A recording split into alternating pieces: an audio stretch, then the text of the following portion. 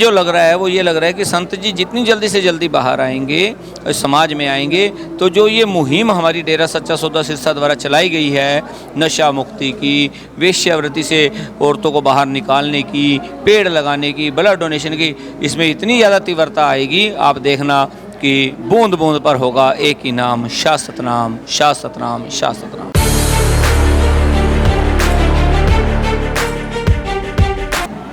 नमस्कार दोस्तों, fact time में आपका बहुत बहुत स्वागत है।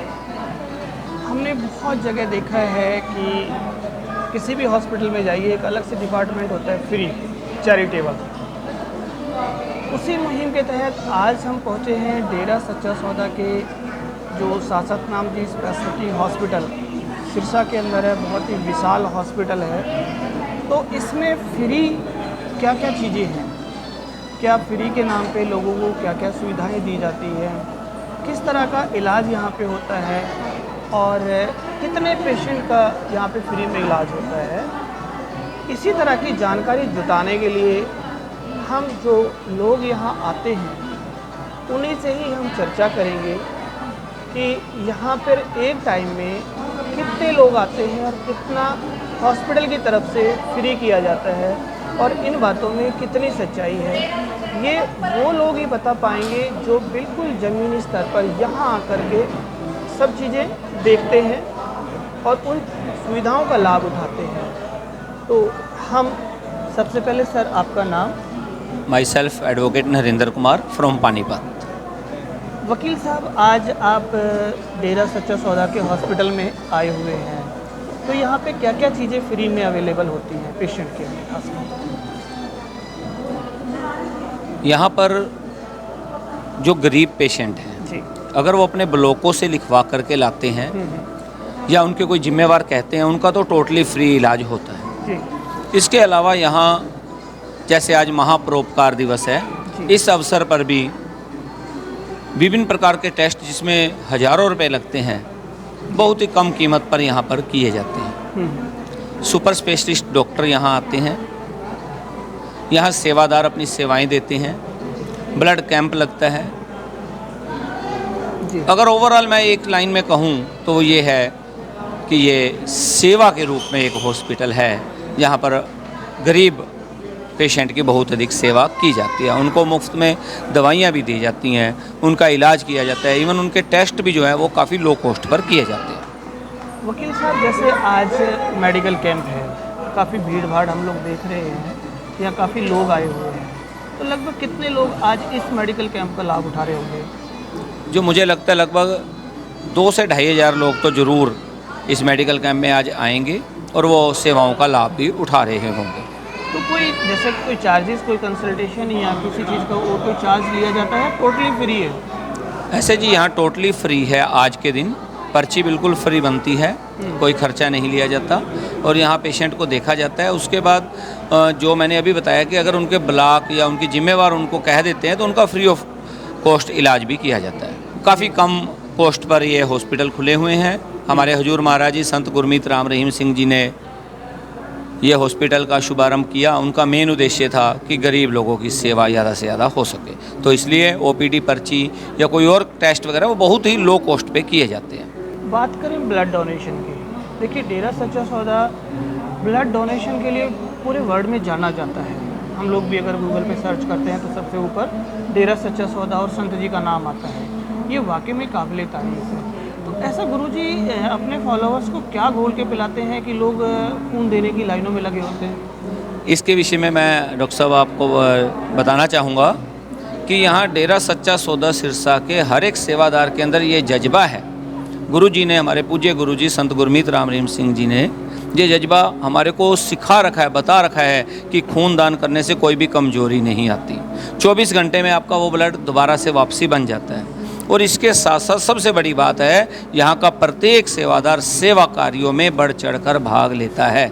आपने तो अभी सिर्फ ब्लड डोनेशन का एक वर्ल्ड रिकॉर्ड बताया, यहाँ पर तो पेड़ लगाने का, ट्री प्लांटेशन के, यहाँ पर बॉडी डोनेट करने के, यहाँ पर स्किन डोनेट करने के ऐसे ऐसे वर्ल्ड रिकॉर्ड हैं। लोगों ने तो यहाँ तक अपनी बॉडी भी डोनेट कर दी है ताकि जो आने वाले डॉक्टर्स की पीढ़ी है, जो इस समय डॉक्टर बनना जा रहे हैं वो भी इन बॉडीज़ के ऊपर एक्सपेरिमेंट करें और देश की सेवा कर सकें।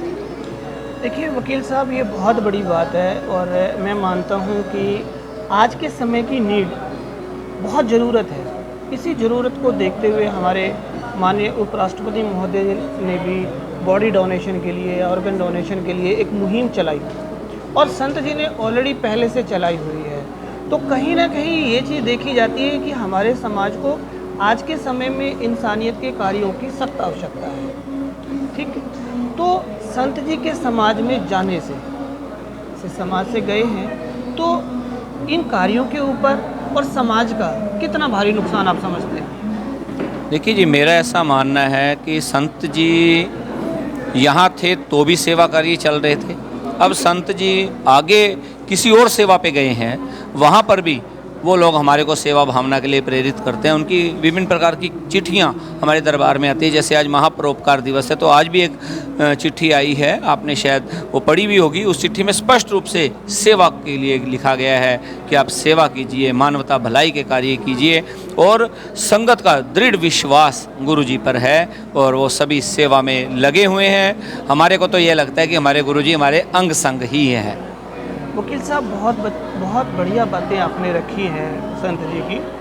तो अब एक चीज़ और मैं जानना चाहता हूँ कि संत जी समाज में आने से तो आप कितना बदलाव आप समझते हैं, समाज कितना अच्छाई की तरफ जाएगा? मैं ये कह रहा हूँ कि संत जी के आते ही, और इस समय भी वो हमारे अंग संग है, क्योंकि हमें ऐसा लगता है संत जी हमारे साथ हैं। समाज में जो चेंजेस हुए हैं, आप देखिए, नशा मुक्त समाज, आज 6 करोड़ हमारे डेरे के अनुयायी हैं, नशा छोड़ चुके हैं। वो लोग विभिन्न प्रकार के सेवा भावना के कार्यों में, हमारे यहाँ 135 या 140 के लगभग सेवा कार्य हैं, उन सब में बढ़ चढ़कर भाग लेते हैं जी। तो ओवरऑल आपका कहना ये है कि संत जी समाज में आने से तो समाज का बहुत अच्छा बदलाव आएगा, समाज अच्छाई की तरफ जाएगा? निसंदेह, इसमें तो कोई दो राय ही नहीं इसमें तो, क्योंकि हमें जो लग रहा है वो ये लग रहा है कि संत जी जितनी जल्दी से जल्दी बाहर आएंगे, समाज में आएंगे, तो जो ये मुहिम हमारी डेरा सच्चा सौदा सिरसा द्वारा चलाई गई है, नशा मुक्ति की, वेश्यावृत्ति से औरतों को बाहर निकालने की, पेड़ लगाने की, ब्लड डोनेशन की, इसमें इतनी ज़्यादा तीव्रता आएगी, आप देखना कि बूंद बूंद पर होगा एक ही नाम, शाश्वत नाम, शाश्वत नाम, शाश्वत नाम।